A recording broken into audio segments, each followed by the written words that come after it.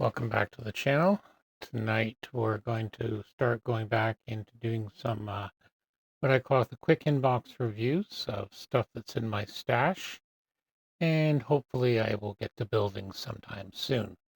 This is one I picked up in the last couple of years at the local hobby store from an estate sale. This is, I believe, dating from 1988, the original boxing. This is the MiG-37B Ferret E. This was a fictional kit that Testors and Italeri came up with to do a counterpart to their F-19, which I reviewed a little while ago and built up in a Canadian what-if scheme. So this is a similar thing. This is something that didn't actually exist. Just something from the company's, the model making company's designers. It's actually kind of neat looking. So we're going to just go through very simple boxing. So as I say, 1/72 scale, it's box number 162.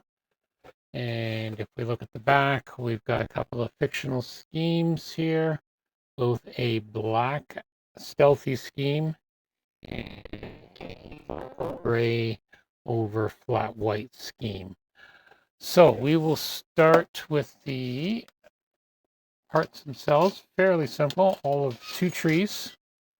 As you can see, very fictional. So we'll have a look at the first one here, which is the top end.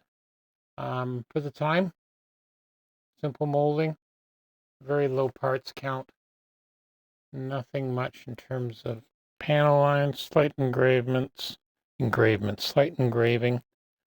Fairly simple detail. But again, fun for what if. Very simple build. Let's see here. Yeah, this is Testors 1988. So Testors designed this, and Italeri reboxed it. There's the serial number and a year right there on the mold. So this sprue consists of landing gear, wings, the top end, back engine parts, etc. Number 2 sprue consists of the lower fuselage section,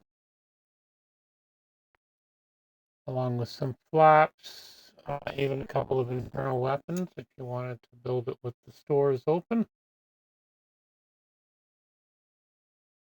Fairly straightforward, landing gear, seat, very simple cockpit. So yeah, going to be fairly easy to put together. Clear parts. One of them did come off. I'm glad the previous person did bag them. So you've got your basic, looks like a couple little wing lights. The canopy's in good shape, the back one. That's not bad. And then we have, of course, the front one. I have seen there are masking kits one can get from an aftermarket, but it's a fairly simple masking job if you wanted to mask it. If you wanted to detail up the cockpit and have a look. So that's the clear parts. And then, interesting for a kit of this simplicity. So basically duplicate it, whether it's the black, so the decals are in red, the stenciling, or if you do the white gray one, more of the standard gray, same serial number, etc. So they're about 30 years old, so but they look in very good shape. I wonder if they'd be okay. Might have to try one anyway, my what if scheme. That's that.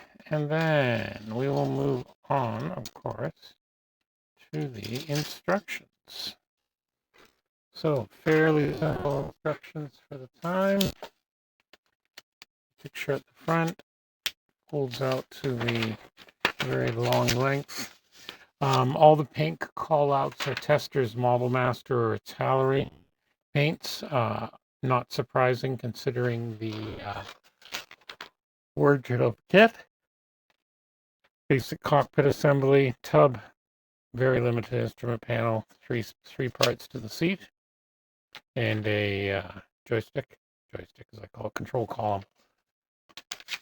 Moving on, we then have another picture showing the top and bottom fuselage along with the engines and the canopy side. The clear part is off the front end.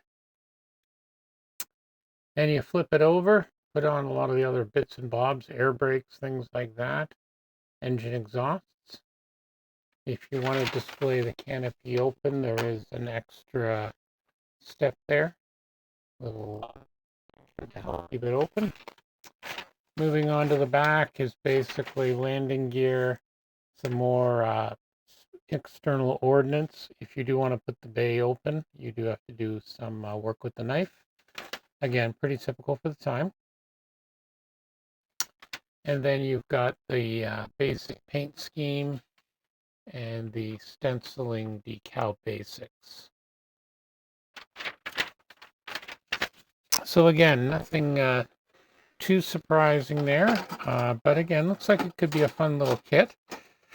This is again the Soviet stealth fighter, the MiG-37 Ferret E from Italeri 172nd. They have reboxed this over the years, but looks like absolutely, other than the box art, absolutely no changes to it. But as I said, it could be a fun little what if build. You could make it something sci-fi, whether I do it Canadian or something like that. You'll have to wait and see. In the meantime, as always, don't forget to the usual like and subscribe. I also do a podcast over at the Scale Model Podcast, so make sure you check that out. So in the meantime, be safe. Thank you and be well.